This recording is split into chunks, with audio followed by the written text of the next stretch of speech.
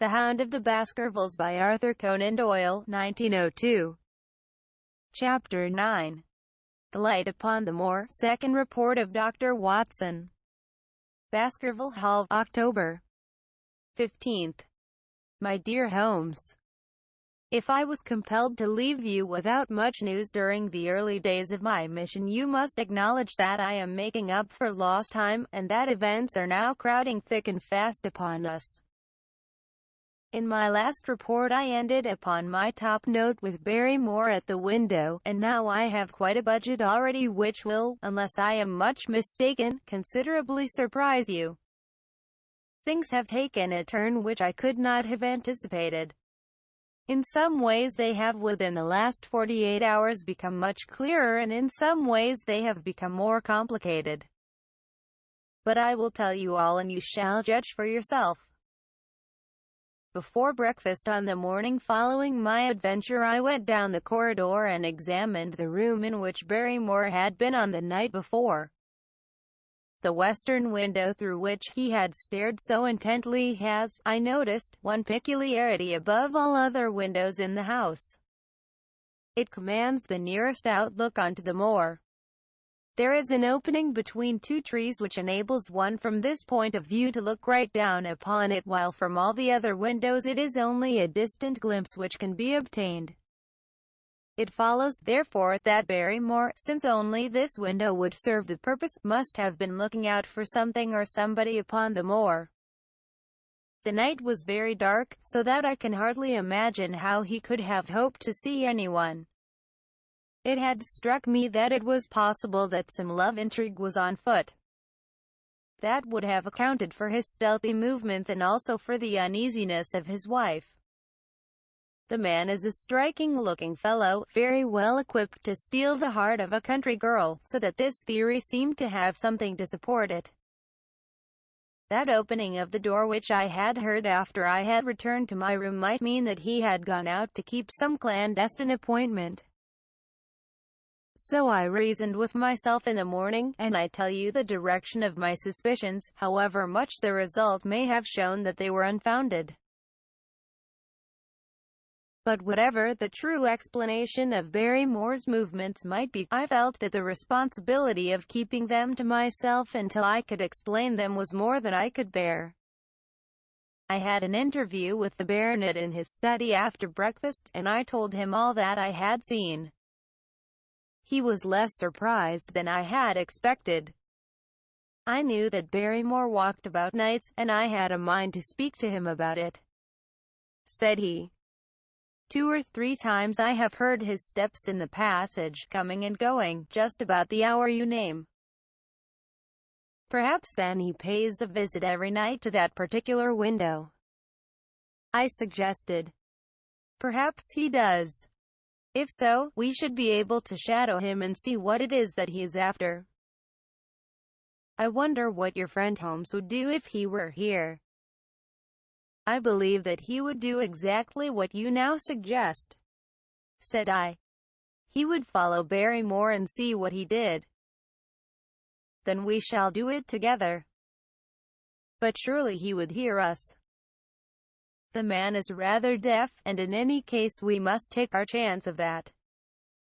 We'll sit up in my room tonight and wait until he passes.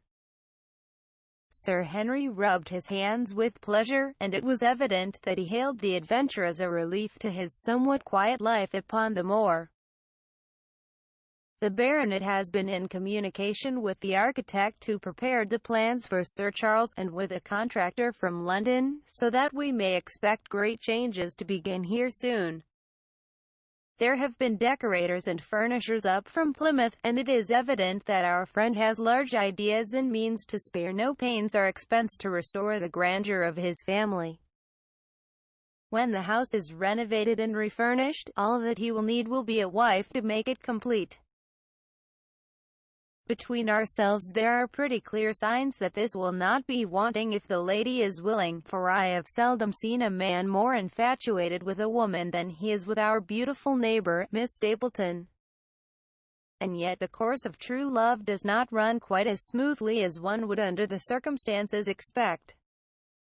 Today, for example, its surface was broken by a very unexpected ripple, which has caused our friend considerable perplexity and annoyance. After the conversation which I have quoted about Barrymore, Sir Henry put on his hat and prepared to go out. As a matter of course I did the same. "What, are you coming, Watson?" he asked, looking at me in a curious way. "That depends on whether you are going on the moor," said I. "Yes, I am." "Well, you know what my instructions are." "I am sorry to intrude, but you heard how earnestly Holmes insisted that I should not leave you, and especially that you should not go alone upon the moor." Sir Henry put his hand upon my shoulder with a pleasant smile.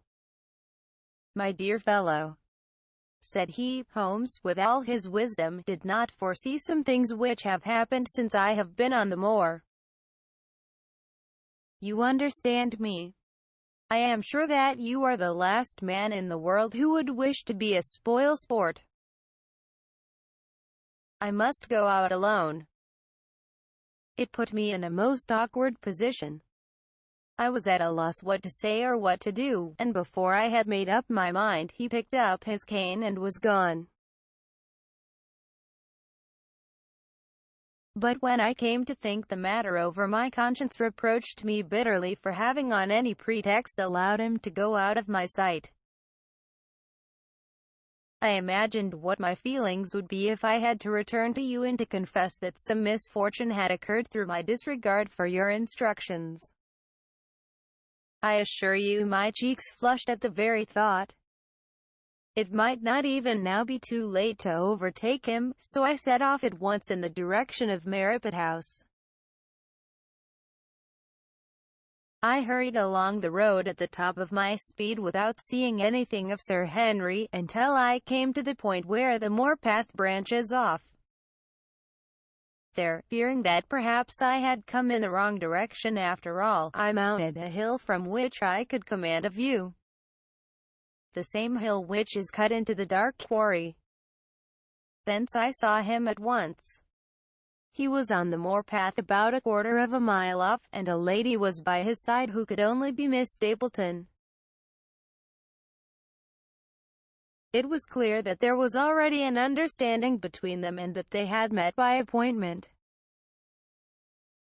They were walking slowly along in deep conversation, and I saw her making quick little movements of her hands as if she were very earnest in what she was saying, while he listened intently, and once or twice shook his head in strong dissent.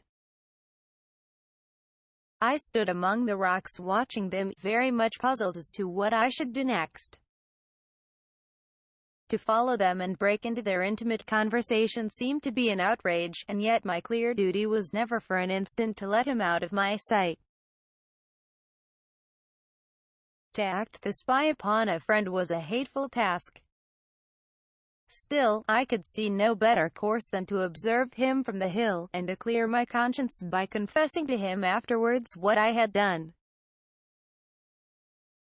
It is true that if any sudden danger had threatened him, I was too far away to be of use, and yet I am sure that you will agree with me that the position was very difficult, and that there was nothing more which I could do.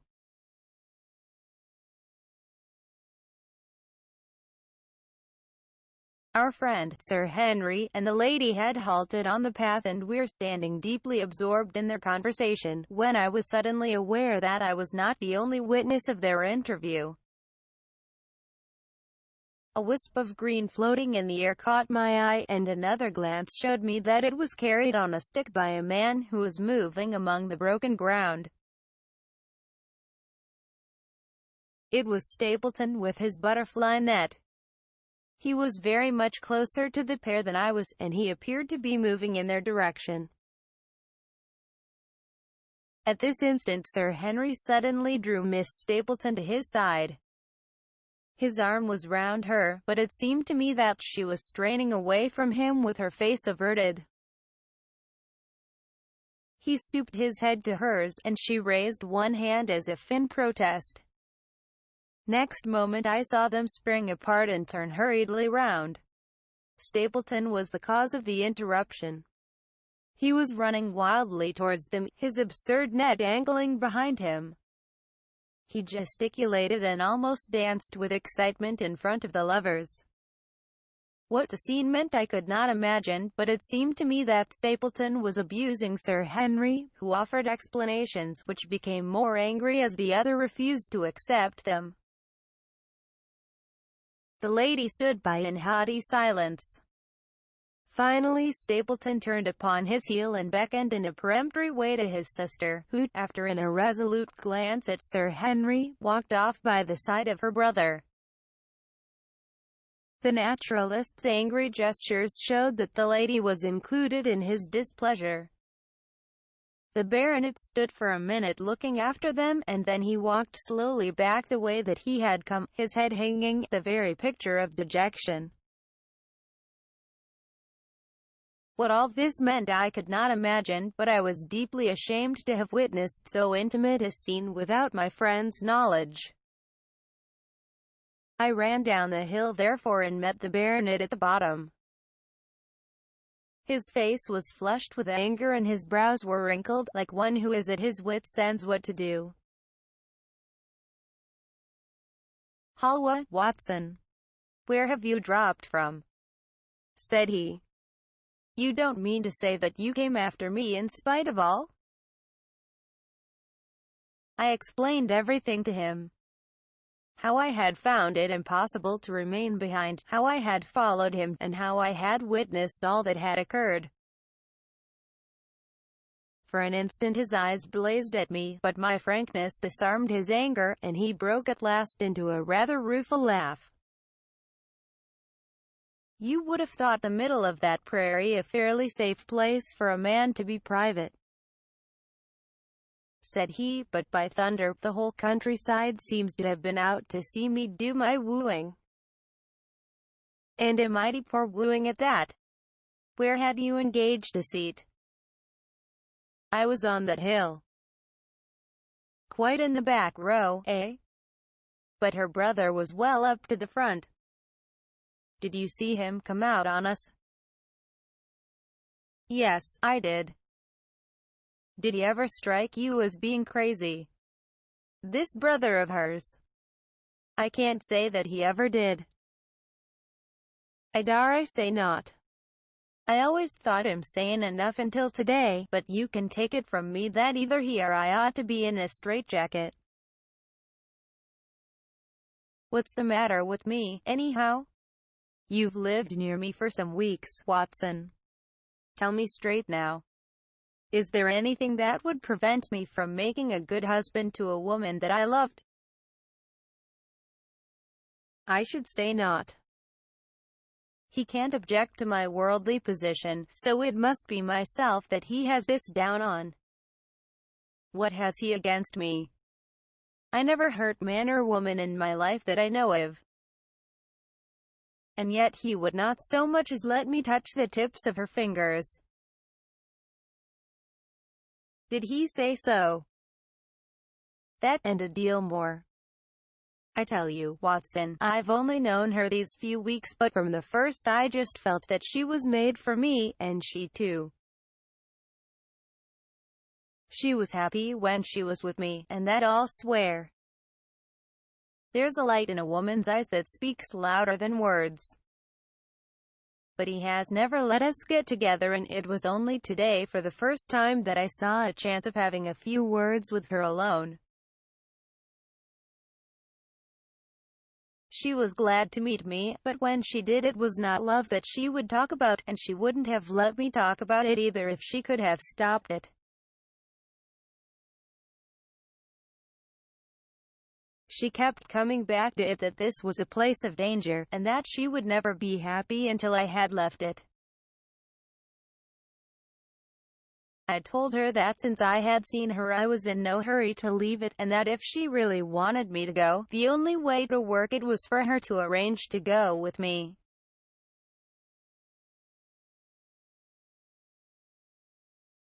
With that I offered in as many words to marry her, but before she could answer, down came this brother of hers running at us with a face on him like a madman. He was just white with rage, and those light eyes of his were blazing with fury. What was I doing with the lady? How dared I offer her attentions which were distasteful to her? Did I think that because I was a baronet I could do what I liked? If he had not been her brother I should have known better how to answer him. As it was, I told him that my feelings towards his sister were such as I was not ashamed of, and that I hoped that she might honor me by becoming my wife. That seemed to make the matter no better, so then I lost my temper too, and I answered him rather more hotly than I should perhaps, considering that she was standing by. So it ended by his going off with her, as you saw, and here am I as badly puzzled a man as any in this county. Just tell me what it all means, Watson, and I'll owe you more than ever I can hope to pay. I tried one or two explanations, but, indeed, I was completely puzzled myself. Our friend's title, his fortune, his age, his character, and his appearance are all in his favor, and I know nothing against him unless it be this dark fate which runs in his family. That his advances should be rejected so brusquely without any reference to the lady's own wishes, and that the lady should accept the situation without protest, is very amazing. However, our conjectures were set at rest by a visit from Stapleton himself that very afternoon. He had come to offer apologies for his rudeness of the morning, and after a long private interview with Sir Henry in his study, the upshot of their conversation was that the breach is quite healed, and that we are to dine at Merripit House next Friday as a sign of it.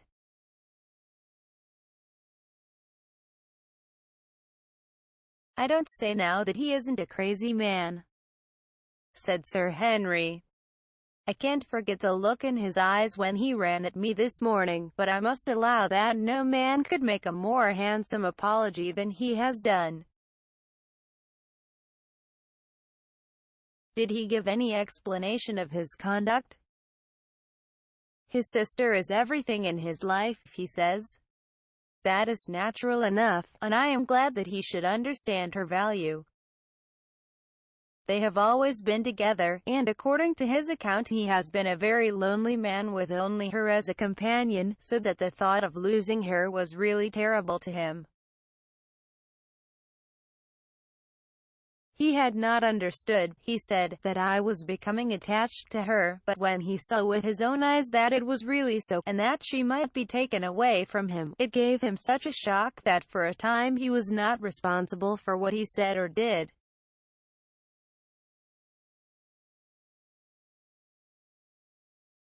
He was very sorry for all that had passed, and he recognized how foolish and how selfish it was that he should imagine that he could hold a beautiful woman like his sister to himself for her whole life.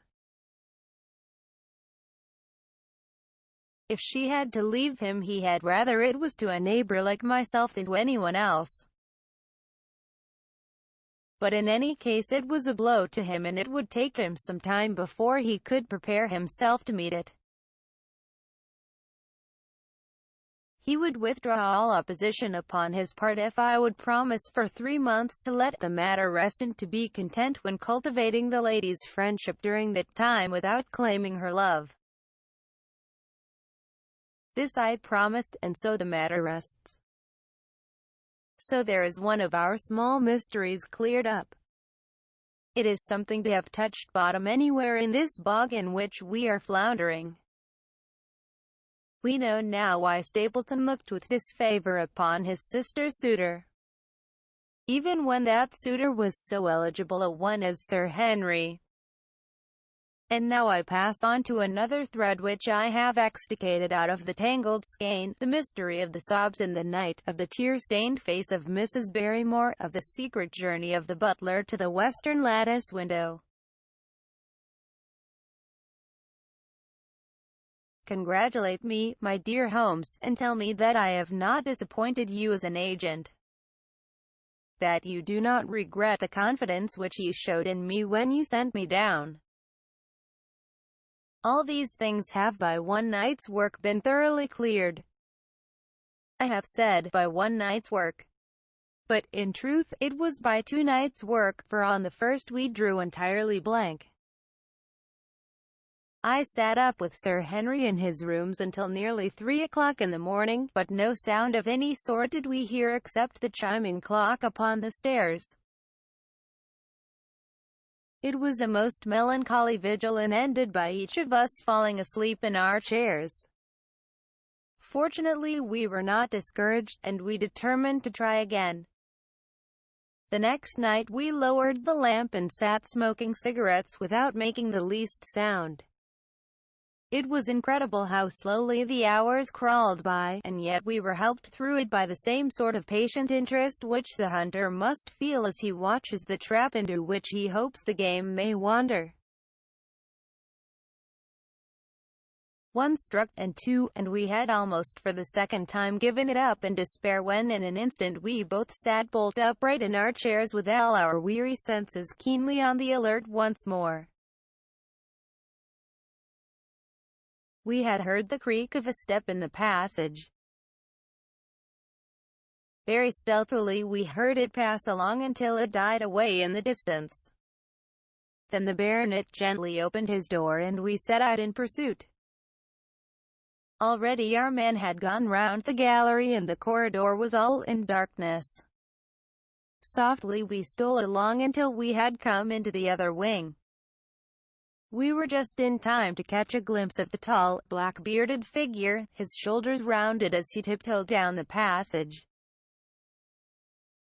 Then he passed through the same door as before, and the light of the candle framed it in the darkness and shot one single yellow beam across the gloom of the corridor. We shuffled cautiously towards it, trying every plank before we dared to put our whole weight upon it. We had taken the precaution of leaving our boots behind us, but even so, the old boards snapped and creaked beneath our tread. Sometimes it seemed impossible that he should fail to hear our approach. However, the man is fortunately rather deaf, and he was entirely preoccupied in that which he was doing. When at last we reached the door and peeped through, we found him crouching at the window, candle in hand, his white, intent face pressed against the pane, exactly as I had seen him 2 nights before. We had arranged no plan of campaign, but the baronet is a man to whom the most direct way is always the most natural. He walked into the room, and as he did so Barrymore sprang up from the window with a sharp hiss of his breath and stood, livid and trembling, before us. His dark eyes, glaring out of the white mask of his face, were full of horror and astonishment as he gazed from Sir Henry to me. "What are you doing here, Barrymore?" "Nothing, sir." His agitation was so great that he could hardly speak, and the shadows sprang up and down from the shaking of his candle. "It was the window, sir. I go round at night to see that they are fastened." "On the 2nd floor?" "Yes, sir, all the windows." "Look here, Barrymore," said Sir Henry sternly, "we have made up our minds to have the truth out of you, so it will save you trouble to tell it sooner rather than later. Come, now. No lies. What were you doing at that window?" The fellow looked at us in a helpless way, and he wrung his hands together like one who is in the last extremity of doubt and misery. "I was doing no harm, sir. I was holding a candle to the window." "And why were you holding a candle to the window?" "Don't ask me, Sir Henry. Don't ask me. I give you my word, sir, that it is not my secret, and that I cannot tell it. If it concerned no one but myself, I would not try to keep it from you." A sudden idea occurred to me, and I took the candle from the trembling hand of the butler. He must have been holding it as a signal. said I. Let us see if there is any answer. I held it as he had done, and stared out into the darkness of the night. Vaguely I could discern the black bank of the trees and the lighter expanse of the moor, for the moon was behind the clouds. And then I gave a cry of exultation, for a tiny pinpoint of yellow light had suddenly transfixed the dark veil, and glowed steadily in the center of the black square framed by the window. There it is, I cried. No, no, sir, it is nothing. Nothing at all, the butler broke in. I assure you, sir. Move your light across the window, Watson, cried the baronet. See, the other moves also. Now, you rascal, do you deny that it is a signal? Come, speak up. Who is your confederate out yonder, and what is this conspiracy that is going on? The man's face became openly defiant. It is my business, and not yours. I will not tell. Then you leave my employment right away. Very good, sir. If I must, I must. And you go in disgrace. By thunder, you may well be ashamed of yourself. Your family has lived with mine for over 100 years under this roof, and here I find you deep in some dark plot against me. No, no, sir. No, not against you. It was a woman's voice, and Mrs. Barrymore, paler and more horror-struck than her husband, was standing at the door. Her bulky figure in a shawl and skirt might have been comic were it not for the intensity of feeling upon her face. We have to go, Eliza. This is the end of it. You can pack our things, said the butler. Oh, John, have I brought you to this? It is my doing, Sir Henry. All mine. He has done nothing except for my sake and because I asked him. Speak out then. What does it mean? My unhappy brother is starving on the moor. We cannot let him perish at our very gates. The light is a signal to him that food is ready for him, and his light out yonder is to show the spot to which to bring it. Then your brother is, the escaped convict, sir. Selden, the criminal. That's the truth, sir, said Barrymore. I said that it was not my secret and that I could not tell it to you. But now you have heard it, and you will see that if there was a plot it was not against you. This, then, was the explanation of the stealthy expeditions at night and the light at the window. Sir Henry and I both stared at the woman in amazement. Was it possible that this stolidly respectable person was of the same blood as one of the most notorious criminals in the country? Yes, sir, my name was Selden, and he is my younger brother. We humored him too much when he was a lad and gave him his own way in everything until he came to think that the world was made for his pleasure, and that he could do what he liked in it.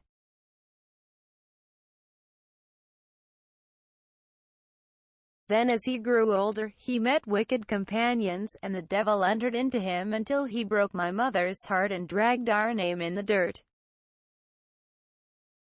From crime to crime he sank lower and lower until it is only the mercy of God which has snatched him from the scaffold.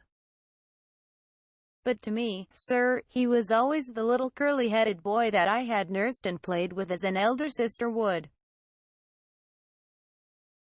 That was why he broke prison, sir. He knew that I was here and that we could not refuse to help him. When he dragged himself here one night, weary and starving, with the warders hard at his heels, what could we do? We took him in and fed him and cared for him.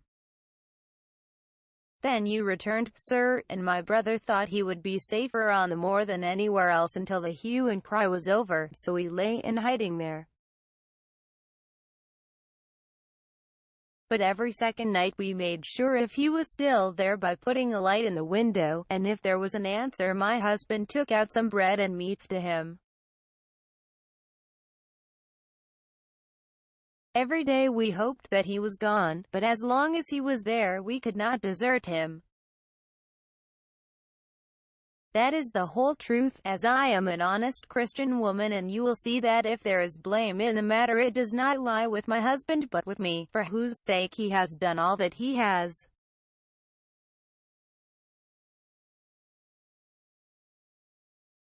The woman's words came with an intense earnestness which carried conviction with them. Is this true, Barrymore? Yes, Sir Henry. Every word of it. Well, I cannot blame you for standing by your own wife. Forget what I have said. Go to your room, you two, and we shall talk further about this matter in the morning. When they were gone we looked out of the window again. Sir Henry had flung it open, and the cold night wind beat in upon our faces. Far away in the black distance there still glowed that one tiny point of yellow light. "I wonder he dares," said Sir Henry. "It may be so placed as to be only visible from here." "Very likely. How far do you think it is?" "Out by the Clef Tour, I think." "Not more than a mile or two off." "Hardly that." "Well, it cannot be far if Barrymore had to carry out the food to it. And he is waiting, this villain, beside that candle. By thunder, Watson, I am going out to take that man." The same thought had crossed my own mind. It was not as if the Barrymores had taken us into their confidence. Their secret had been forced from them. The man was a danger to the community, an unmitigated scoundrel for whom there was neither pity nor excuse. We were only doing our duty in taking this chance of putting him back where he could do no harm. With his brutal and violent nature, others would have to pay the price if we held our hands. Any night, for example, our neighbors the Stapletons might be attacked by him, and it may have been the thought of this which made Sir Henry so keen upon the adventure. "I will come," said I. "Then get your revolver and put on your boots. The sooner we start the better, as the fellow may put out his light and be off." In 5 minutes we were outside the door, starting upon our expedition. We hurried through the dark shrubbery, amid the dull moaning of the autumn wind and the rustle of the falling leaves. The night air was heavy with the smell of damp and decay. Now and again the moon peeped out for an instant, but clouds were driving over the face of the sky, and just as we came out on the moor a thin rain began to fall. The light still burned steadily in front. "Are you armed?" I asked. "I have a hunting crop." "We must close in on him rapidly, for he is said to be a desperate fellow. We shall take him by surprise and have him at our mercy before he can resist." "I say, Watson," said the baronet, "what would Holmes say to this? How about that hour of darkness in which the power of evil is exalted?" As if in answer to his words there rose suddenly out of the vast gloom of the moor that strange cry which I had already heard upon the borders of the great Grimpen Mire. It came with the whine through the silence of the night, a long, deep mutter, then a rising howl, and then the sad moan in which it died away. Again and again it sounded, the whole air throbbing with it, strident, wild, and menacing. The baronet caught my sleeve and his face glimmered white through the darkness. "My God, what's that, Watson?" "I don't know. It's a sound they have on the moor. I heard it once before." It died away, and an absolute silence closed in upon us. We stood straining our ears, but nothing came. "Watson," said the baronet, "it was the cry of a hound."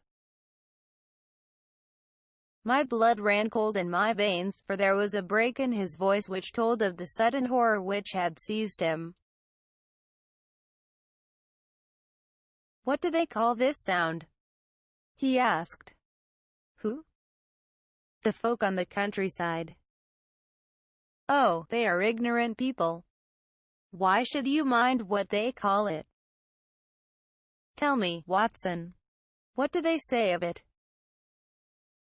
I hesitated but could not escape the question. "They say it is the cry of the hound of the Baskervilles." He groaned and was silent for a few moments. "A hound it was," he said at last, "but it seemed to come from miles away, over yonder, I think. It was hard to say whence it came. It rose and fell with the wind. Isn't that the direction of the great Grimpen Mire?" "Yes, it is." "Well, it was up there. Come now, Watson, didn't you think yourself that it was the cry of a hound? I am not a child. You need not fear to speak the truth. Stapleton was with me when I heard it last. He said that it might be the calling of a strange bird." "No, no, it was a hound." "My God, can there be some truth in all these stories? Is it possible that I am really in danger from so dark a cause? You don't believe it, do you, Watson?" "No, no. And yet it was one thing to laugh about it in London, and it is another to stand out here in the darkness of the moor and to hear such a cry as that."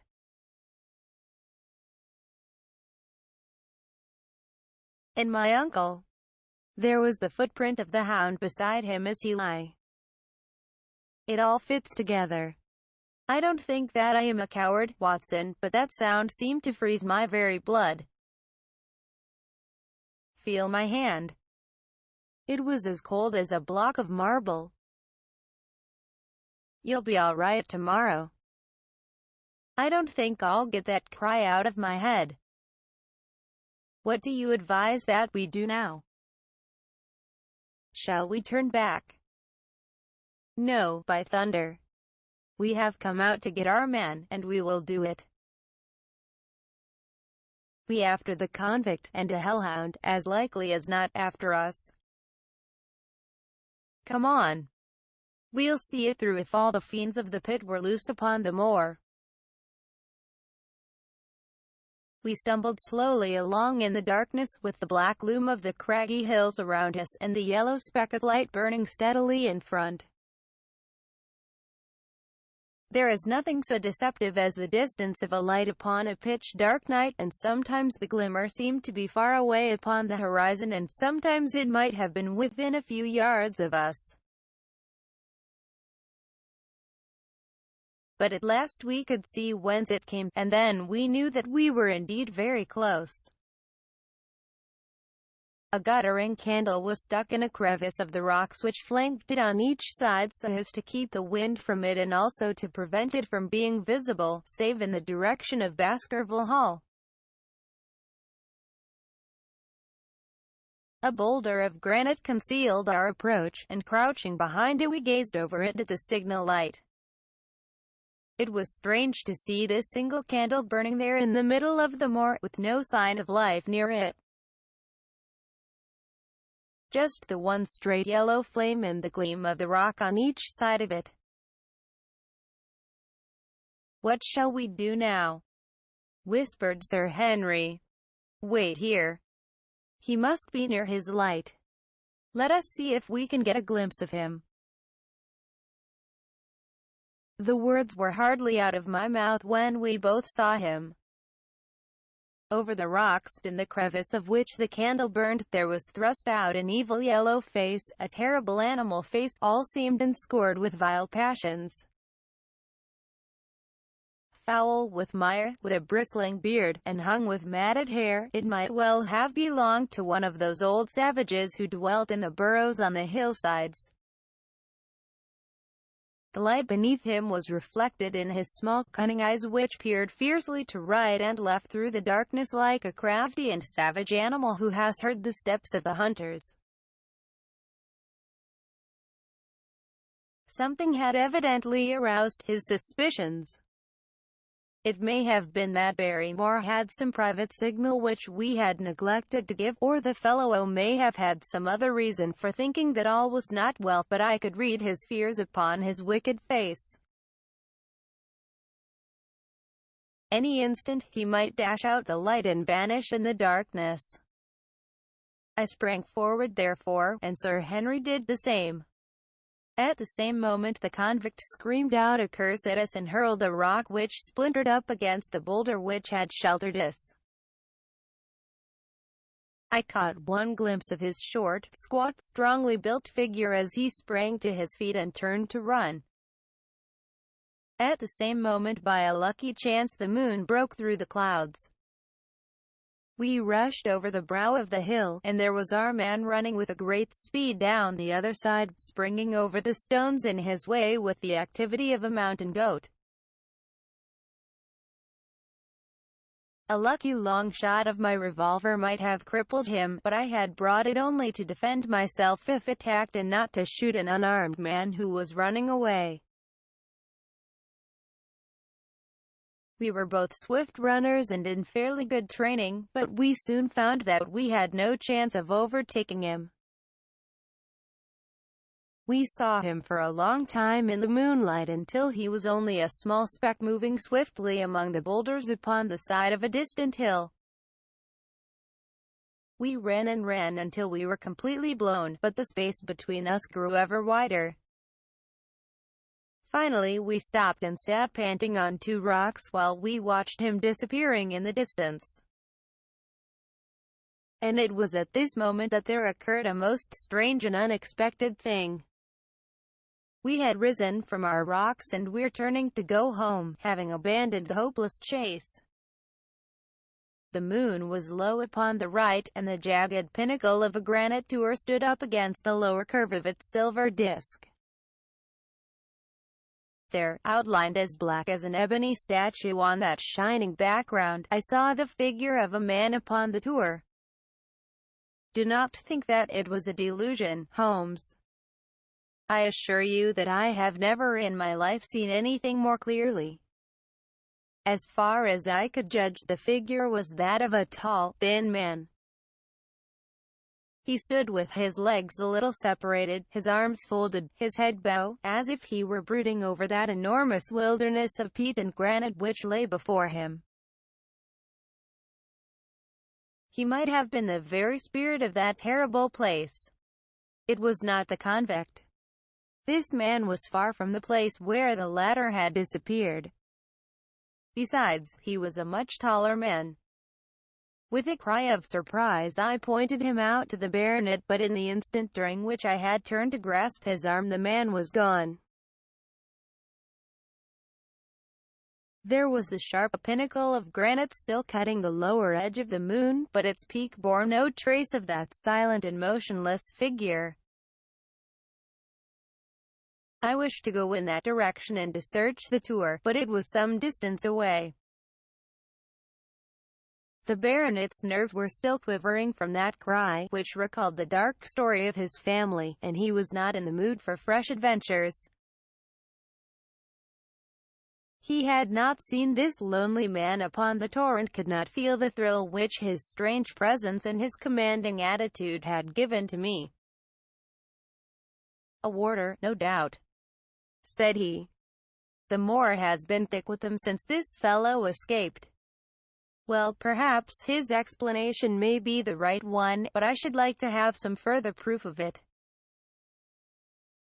Today we mean to communicate to the Princetown people where they should look for their missing man, but it is hard lines that we have not actually had the triumph of bringing him back as our own prisoner. Such are the adventures of last night, and you must acknowledge, my dear Holmes, that I have done you very well in the matter of a report. Much of what I tell you is no doubt quite irrelevant, but still I feel that it is best that I should let you have all the facts and leave you to select for yourself those which will be of most service to you in helping you to your conclusions.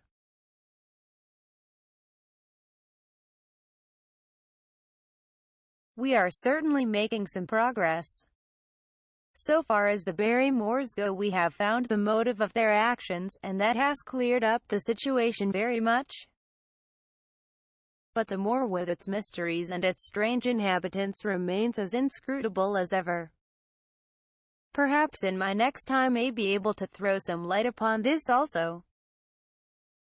Best of all would it be if you could come down to us. In any case, you will hear from me again in the course of the next few days.